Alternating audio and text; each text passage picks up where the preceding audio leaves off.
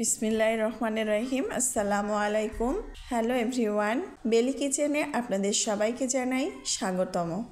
আজকের রেসিপিতে থাকছে বথুয়া শাক। এই বথুয়া শাক কে কী নামে চেনেন বলুন তো?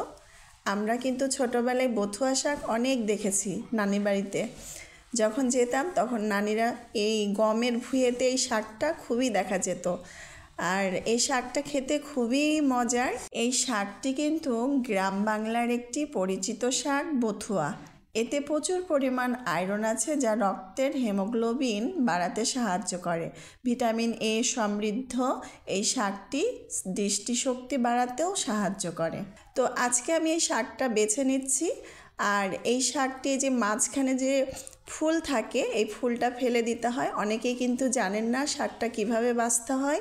তো এই মাঝখানের ফুলটা ফেলে দিয়ে বাকি শাকটুকু আমি বেছে নেব। এই শাকটি আমার খুব পছন্দের শাক, আর এই শাকটি সারা বছরে কিন্তু বছরে একবার পাওয়া যায়। সারা বছর কিন্তু এই শাকটি দেখা মেলে না।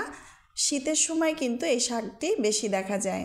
আর এই শাকটি খুবই এমনি এমনি হয় এই শাকটি। তো যাই হোক, আজকে এই শাকটি রান্না করে দেখাবো একদম অন্য পদ্ধতিতে। আমরা অনেক সময় ভাজি করে খাই, ঘন্ট করে খাই, তো আজকে আমি অন্যরকম করে রান্না করে আপনাদের দেখাবো। তো দেখে নেওয়া যাক। তো এখানে আমি নিয়েছি শাকটা কুটে বেছে ধুয়ে পরিষ্কার করে কুচি করে নিয়েছি। আর এখানে নিয়েছি বেগুন, আলু আর মাসকলার ডালের বড়ি। এই বড়িটা কিন্তু আমার নিজের হাতের দেওয়া। তো প্রথমে আমি চুলা ধরিয়ে দিয়েছি। আজকের রান্নাটা আমি তৈরি করব মাটির চুলায়।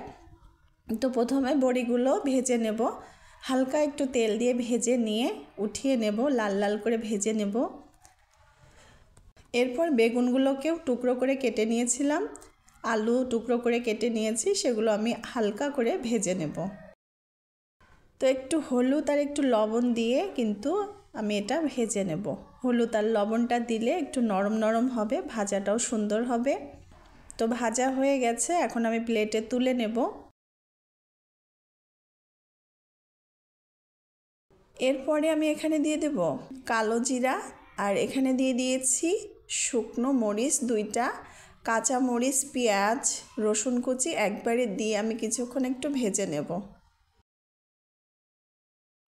তো একটু লাল লাল করে ভেজে নিয়েছি সামান্য। নেওয়ার পরে শাকটা কিন্তু আমি দিয়ে দেব। শাকটা দিয়ে একটু ভালোভাবে নেড়ে চেড়ে নেব। একটু স্বাদ অনুযায়ী লবণ দিয়ে দেব।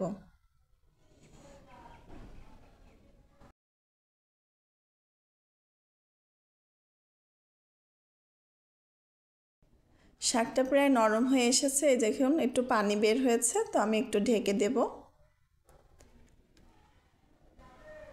একটু পরে শাকটা সিদ্ধ হয়ে গেছে, আর এখন আমি বাকি বড়ি ভেজে রেখেছিলাম সে বড়িটা দিয়ে দেব। গুঁড়ো করে নিয়েছি বড়িটা।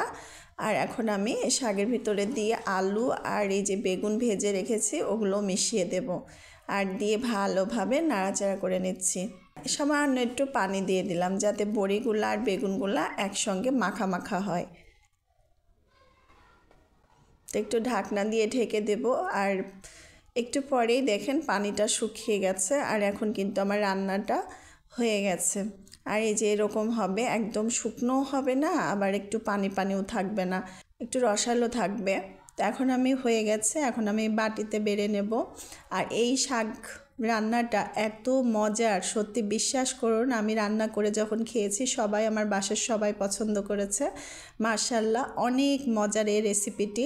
আপনারা বাসায় একবার হলেও তৈরি করে খেতে পারেন, ভালো লাগবে। আশা করি আজকের ভিডিওটি আপনাদের ভালো লাগবে। ভালো লাগলে পাশে থাকার অনুরোধ রইল।